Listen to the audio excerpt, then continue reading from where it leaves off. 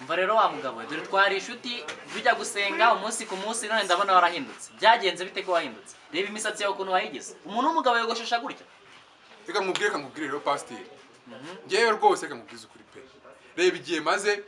mu ndirimbo za gospel turazireba indirimbo zose mfite ntuzizi turazizi rwose hari komeza hari don't forget n'izindi hari na tugende zose urazizi sibyo reba indirimbo zose zirenga 10 mfite zifite abafollowers 5 gusa uri kumva ngiye reka nkubwize ukuri pe narebye mbona gukomeza gutukiza izina ry'Imana bitavamo pe ngiye nafashe umwanzure ngiye muri hip hop bigira inzira bapapa cyangwa bose bajeje ubundi kandi banusha amafaranga umva rero mwana w'Imana biriya n'ibindi ndabiguruka wigendana nabyo Israel mbonye nago muzi ubona hari icyo abaye ku ndirimbo ze akora nziza kuriya shikama ku murimo w'Imana barazikunda kandi barazikomeraho aya pastor kanubwize ukuri pe ndumva inama zawe zitari kunyubaka